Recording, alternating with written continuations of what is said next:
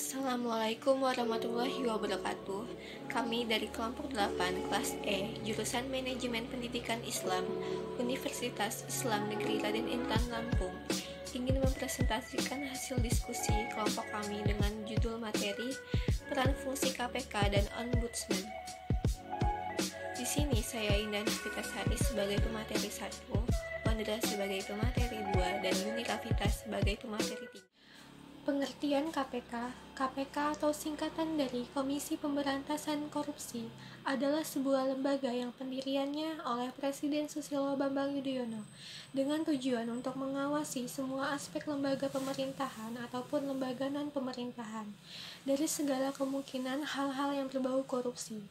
Dibentuk berdasarkan Undang-Undang Nomor 30 Tahun 2002 tentang Komisi Pemberantasan Tindak Pidana Korupsi. KPK diberi amanat melakukan pemberantasan korupsi secara profesional, intensif, dan berkesinambungan. KPK merupakan lembaga negara yang dalam melaksanakan tugas dan wewenangnya bersifat independen dan bebas dari pengaruh kekuasaan manapun. Komisi Pemberantasan Korupsi dibentuk dengan tujuan meningkatkan daya guna dan hasil guna terhadap upaya pemberantasan tindak pidana korupsi. Komisi Pemberantasan Korupsi dibentuk dengan tujuan meningkatkan daya guna dan hasil guna terhadap upaya pemberantasan tindak pidana korupsi. Dalam melaksanakan tugas dan wewenangnya, Komisi Pemberantasan Korupsi berasaskan pada A. Kepastian hukum, B. Keterbukaan, C. Akuntabilitas, D. Kepentingan umum, dan E. Proporsionalitas. Peran KPK dalam pemberantasan korupsi. Peran terhadap korupsi merupakan fokus yang sangat signifikan dalam suatu negara berdasarkan hukum, bahkan merupakan tolak ukur keberhasilan suatu pemerintahan. KPK sebagai lembaga independen artinya tidak boleh ada intervensi dari pihak lain dalam penyelidikannya agar diperoleh hasil sebaik mungkin. Peran KPK tidak hanya menindak koruptor di dalam negeri, tapi juga membantu negara internasional memerangi korupsi, di antaranya membantu negara lain mengungkap skandal korupsi di negara tersebut. Peran KPK dalam pemberantasan penyuapan pejabat asing atau orang asing dalam bentuk mengungkap kasus yang ada di negaranya.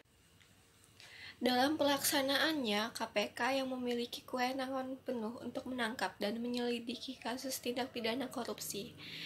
Tidak dapat kita pungkiri dengan kewenangan itu pula KPK menjadi mimpi buruk bagi para pejabat dan elit politik yang korupsi.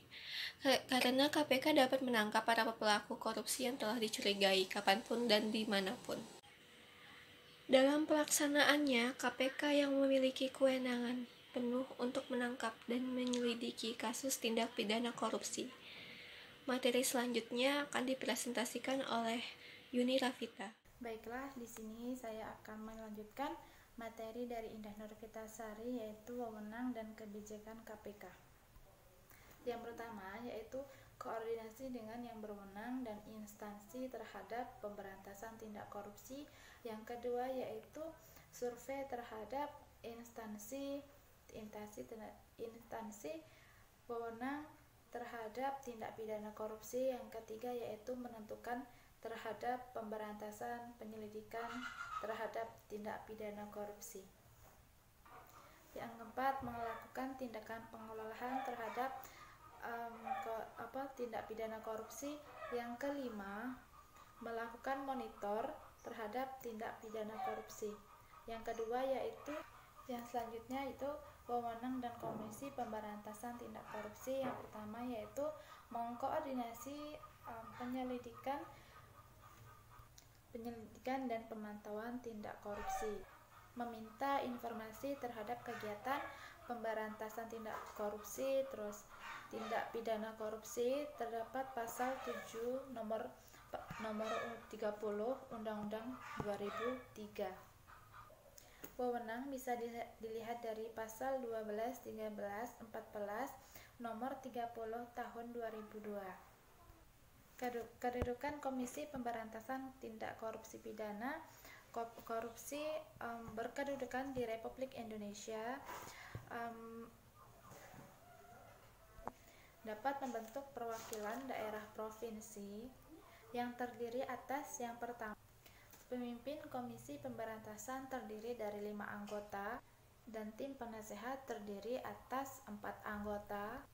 Pegawai Komisi Pemberantasan Tindak Korupsi laksana terdiri atas dalam ayat 1 Undang-Undang nomor 30 tahun 2002. Penyelidikan, penyidik dan penuntutan. Kewenangan yang berkaitan dengan penyelidikan yang diatur dalam Undang-Undang nomor 8 tahun 1981 tentang hukum pidana yang berlaku bagi penyidik, penyelidik, dan penuntutan. Penyidikan yaitu penyidikan pemberantasan pada tindak pidana korupsi diangkat sebagai pemberhentian oleh Komisi Pemberantasan Korupsi pada pasal 43 ayat 1 nomor 30 pada tahun 2002. Penyelidikan yang kedua itu penyelidikan yang diangkat dan diberhentikan oleh kewenangan Komisi Pemberantasan Korupsi pada pasal 45 ayat 1 nomor 30 tahun 2002 yang memuat nama, jenis barang, dan jumlah atau benda-benda yang disita dari tersangka tersebut.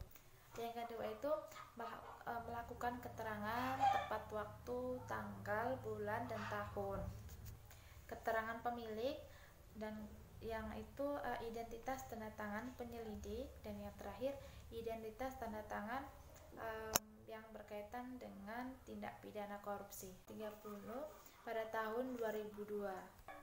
Penyelidikan yang kedua itu penyelidikan yang diangkat dan diberhentikan oleh kewenangan Komisi Pemberantasan Korupsi pada pasal 45 ayat 1 nomor 30 tahun 2002.